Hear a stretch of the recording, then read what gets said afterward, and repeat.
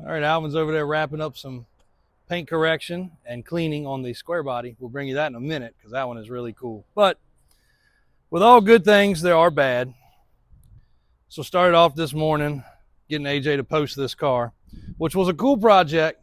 We had a good time with it, but having a good time and making a profit sometimes separate themselves. Also, while doing that, I got a text from Junior here, and I'll show you guys real live. Come on in the shade here.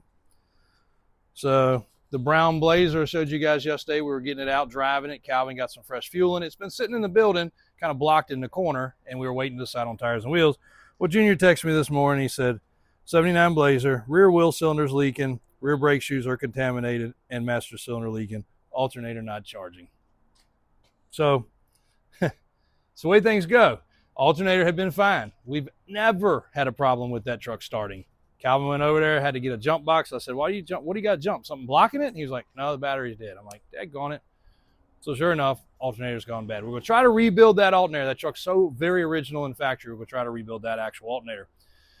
Brake shoes contaminated. What does that mean? Well, the wheel cylinder is leaking brake fluid onto the rear brakes. Again, if you would not have pulled the shoes off, you would not have seen that, but I want to do a thorough check. It's been sitting. That truck's got 20-some thousand original miles. So these are the things that do come up. So he'll be replacing those. And brake shoes contaminated, what that means is this: it's gotten into the brake shoes. A lot of people will just brake clean them, let it roll. That's not right. So we'll be replacing the shoes also, just so that they're fresh. Well, on to bad news number 2 to start the day. This C4 Corvette was a local car. The man's been coming by for years, talking to me about it, asking advice. It was a tune port injection. This is what a tune port injection looks like, guys. Each port, each cylinder has its own port, tuned port.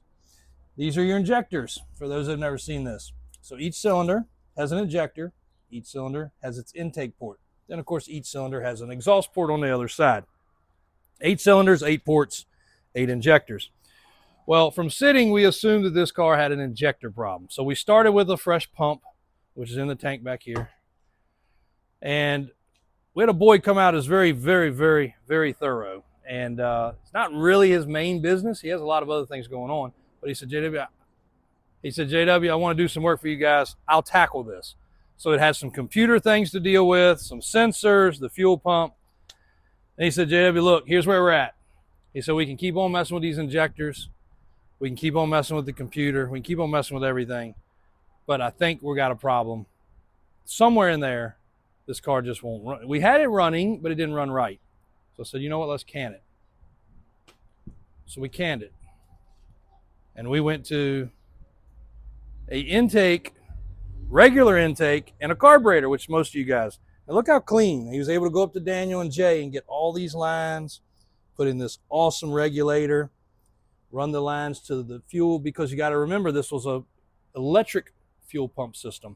So you got to have returns, bypasses, then you got to actually have a feed.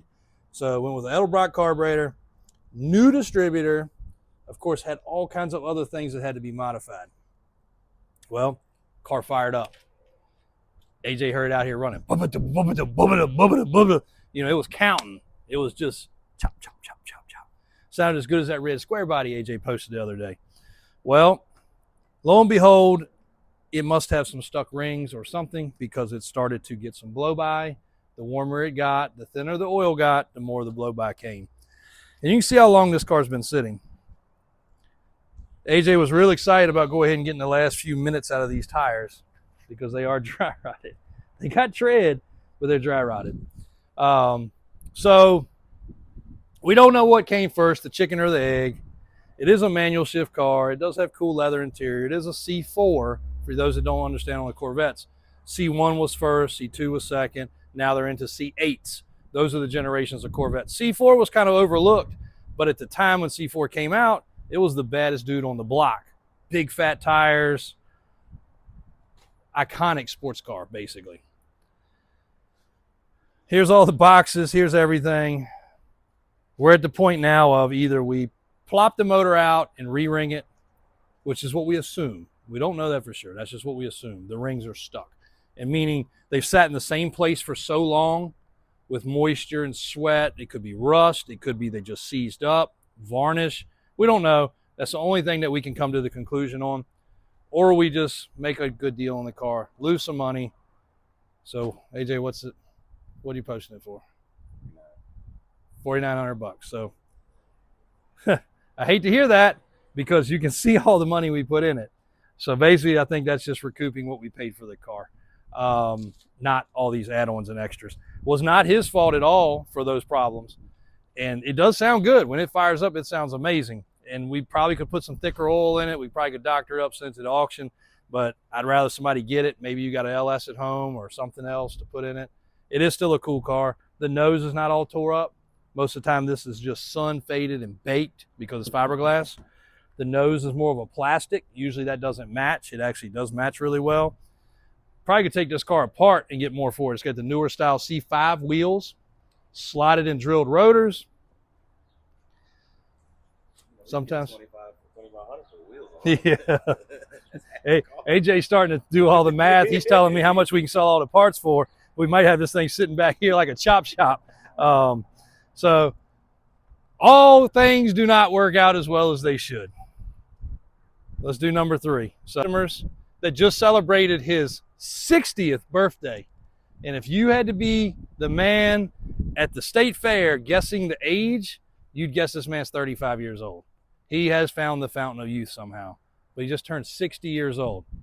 I talk to him like he's my younger brother, like you forget his age.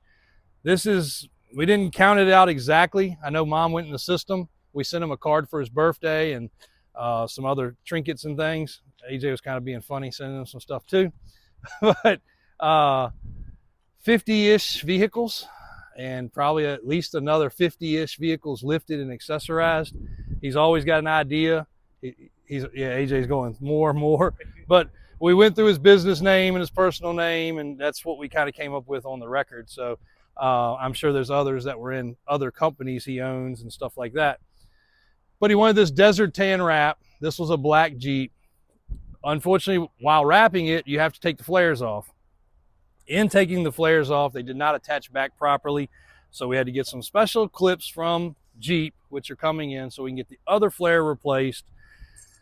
And Mad Eye Wrap guys just got to go around it one last time, just tidying up the wrap perfectly, but I think it turned out good. You would never know this was a black Jeep originally. He loves the round hole wheels, which simulate the look of a revolver, basically, if you picture that. And again, he's a military kind of guy, so he also has a dog that is getting very old. So him getting in and out of the truck's not a big deal, but well, we can't show you that right now because we don't have the key. But Daniel was able to come up with a set of steps that go down really, really far, so his dog has a nice platform to get in and get in the truck. Now, as soon as he gets it, he's going to do some other things because he does like tweaking at home. Not being a tweaker at home, he just likes tweaking things at home. And he's got a tuner, and he's got a different bed cover, and he's got some other things. So it's going to turn out really neat. As you can see Alvin right there, he's not doing his nails. He's actually touching up the truck. Looks like a fingernail painter thing there. But he's actually finishing up the touch-up on the truck. You guys are going to see a little bit more about that in just a little bit. So it's a little quick morning recap of what's going on. Starting off to be a little bummer, but we've got some good things going on. We got some windows being replaced in a square body. We got some trim going in a square body across the road. We got some updates on that truck and some other fun. Hang tight. All right, so this is the truck that we're getting ready to tear the windows out of. And the reason for that is they are scarred. This customer wants dark tinted windows to match his other square body he got from us. And I'll tell you guys, when you tint a window, this kind of stuff doesn't go away. You're not gonna be able to see it real good. Let me shadow it here. No. Anyway, a lot of scratches. I don't know if you can see them in this video. Well, what's gonna happen when you tint them? It's gonna look like you put a Sharpie highlighter and made it more bright. Now, I do want to tell you a fun story of how much we absolutely love and enjoy our customers. This customer watches our channel, he watches our videos, probably how he became a customer of ours. But when we were doing the video, the day that I literally almost passed out from heat exhaustion, we were doing the video walking around this truck, and the lock was tilted out at the bottom, meaning the clip was not in there properly. So I started messing with it with my finger, and it popped out, and I literally pulled it out, and I was like, okay, that's not good. So then I said, let me throw it in the truck before we lose it. And the door was locked, and we had no lock. So I was like, uh-oh, we had a problem. It was actually pretty funny. I watched it back several times. I laughed my tail off. Well, customer that owns this truck called, and he was just chuckling. And he said, man, I watched your video. God, that was funny. He said, you should have took a hammer and knocked the window out. And you know what? I told AJ that, and AJ's like, we got to do it. The man even told you to do it. It's his own truck. He said, take a hammer and knock the window out. We're replacing the windows anyway. But you know, some people would take offense to that. Now, the viral part of that would be pretty funny, but we just can't do it. So AJ every day is like, can we please do the hammer video? Can we please do the hammer video and remake that? So guys, even though that would have been a hilarious thing, and I know it would have gone stupid viral, it also probably would have gave some people the pretense that we just don't give a crap and we're just abusive. So we didn't do it, even though we had the blessing of the customer saying, do it. You should have done it. Do it. We didn't do it. Other things on this truck while we're walking around it is we get an undercarriage cleaning. It's going to get some diff covers. It's going to go up to the shop for some shocks and a suspension evaluation and going over. Trying to keep this truck as original as possible because it is an 87 V30 factory 1-ton truck, which is super cool. Also getting a bunch of things while the doors are apart. All the doors and the regulators and all the stuff inside there are going to be cleaned, lubed, some replaced. Window felt's going to be done. Windows are going to be tinted. It's going to turn out to be a really, really cool looking truck for a great customer. Again, anybody that's got a sense of humor, like, knock my window out of my truck, dude, you should have done it for content, is a winner with us. And even though we didn't do it, still a win. You know, cool stuff. So we end up having to replace a windshield almost, seems like every day some weeks. My man said, got a Freightliner windshield. Which Freightliner is it? Well, of course, we got a lot of Freightliners. But thankfully, some of our subcontractors, we don't put in our own windshields, have a sense of humor. And I said, well, it's the one out there with a crack in it. Go find it. Well, that wasn't funny because none of these had a crack in it. He's actually got to go down to the service shop because it's down there. But it is nice when you have contractors. This particular company, Mike, that we deal with there, and we deal with the owner of the company too, but Mike has been doing our windshields for over 30 years. And once he did one for us years ago, we kept with him. Windshields are a company that people come all the time, there's AJ, and solicit for us to do business with them. And it's not that we don't like that, but when you find somebody that does good work, you stick with them, and they have been doing a great job for us. They always bring to our attention, you guys don't realize how integral a windshield is in a vehicle. But you know, some of these don't have the type of seal that you think. So if there's any type of gasket or seal problem, you're going to have a windshield leak or a whistle or a problem. Also on classic vehicles, and we did a video while he was doing this windshield, and I don't think it ever went live. This truck had the original windshield in it from the factory, and unfortunately it had a crack, so we had to replace it. When you take this trim off right here, a lot of times there's dirt and debris that's sat back there for years. And guess what happens? Every time it gets wet, it rots. And it gets wet, it rots. It gets wet, it rots. And it just becomes a bigger problem. So a lot of times on these classics, when they pull that windshield trim back, they discover rust or rot. Then the truck has to go to the body shop. We've had some trucks that we just could not even sell because of the fact that they had such a problem. Just do the windshield and the windshield trim and the rot. This is all factory original stuff, so they also had to be very careful. If this was a young kid that had never done a windshield before and came out here and did this truck and he damaged that, sometimes things like that are not even replaceable. So we probably do spend a few extra dollars to use this company compared to some of these multi-gazillion dollar businesses that are out there now doing windshields, literally using a robot to do them. We still like a set of human hands doing our jobs, and it turns out great. You cannot tell this truck ever had a windshield.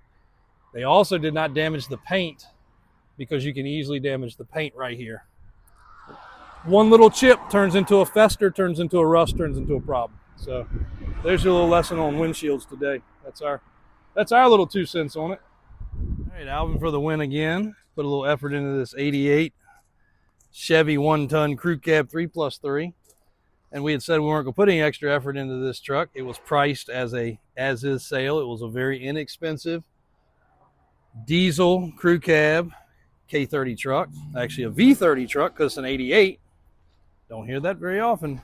Almost missed up on that one. But this one's headed to Las Vegas, Nevada.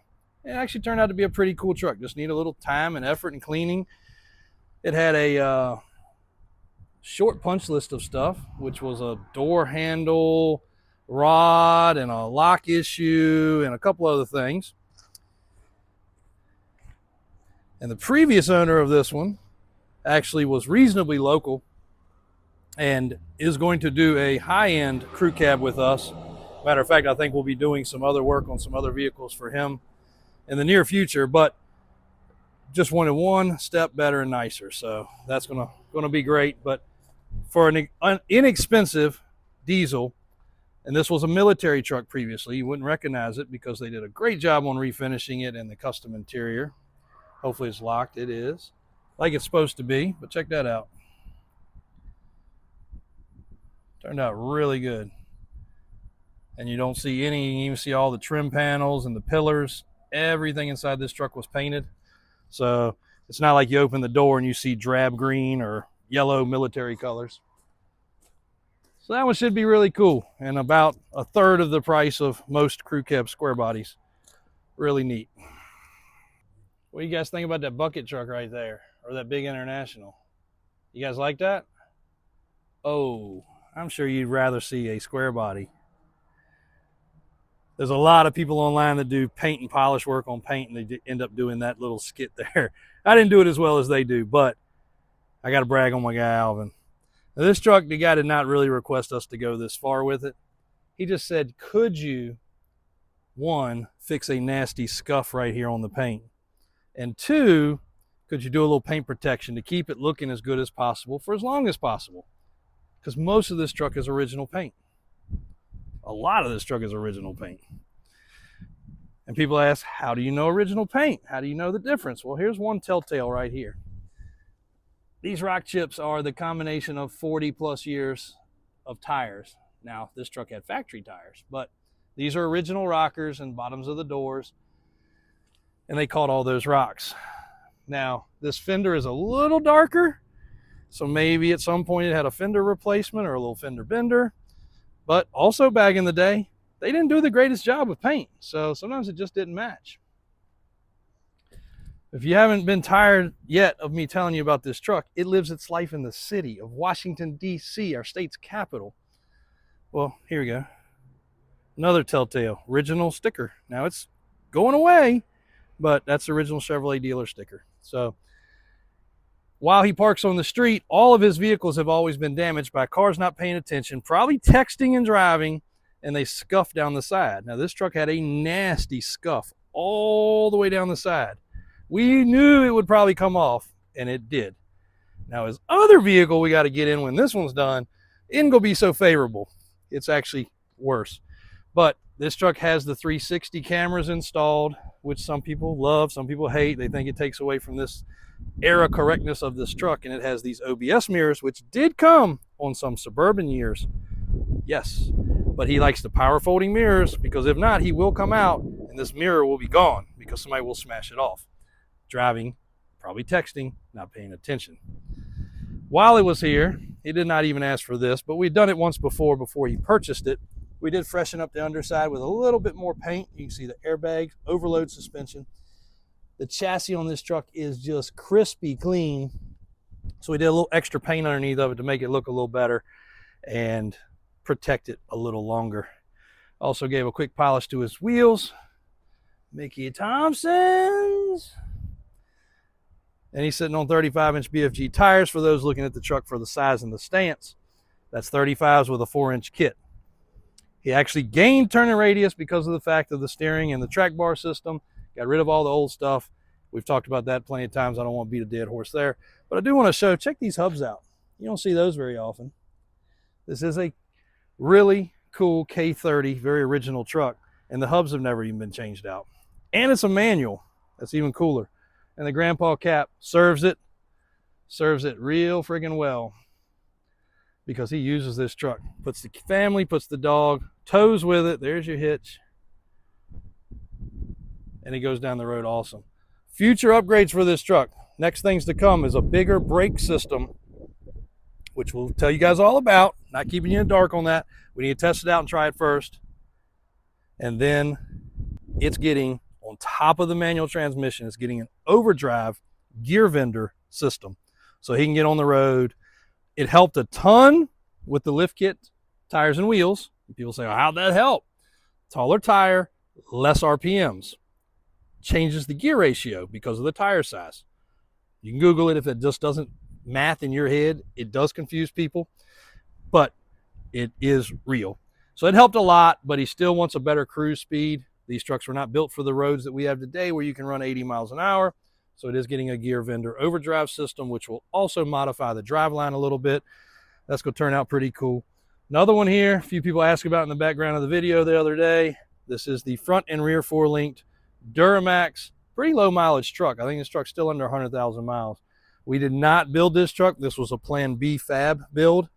We did tweak a few things. We did change a few things. And this customer has been pretty much daily driving this big monster truck. Those are 40s on 26s. It will run as big as a 44 or a 46. But this truck is back up for sale. He's going to get a newer, probably a work truck from us. His business is growing, so toy had to go. So I think he's going to get a more of a work truck. Power steps, 4-link front, 4-link back. Very similar to a few of the Duramaxes that Brian and Daniel have built like that in the past, but we just did not actually do that particular one. So we'll get across the road, start taking these windows out of the square body, get working on that. We may cut this video a little short today, guys, because I am determined to get one day ahead. It will help so much on the frustration at 6 o'clock for these videos to go live and load. We also have a photo shoot to do today with Mickey Thompson and the big old 5500 HD truck. And I believe the X Edition is going to go to a new home. Need to follow up with that customer and try to get things wrapped up. But he's got a Suburban and a Super Duty that we built for him. He's ready to combine both into one functional vehicle. And as I had always said, this is that functional vehicle. You can tow, haul the family, and still have a luxury ride.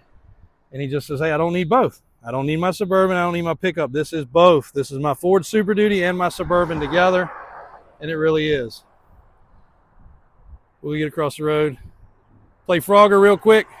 If we don't see you guys anymore today, we will see you guys tomorrow. Thanks for the support. Thanks for liking, subscribing.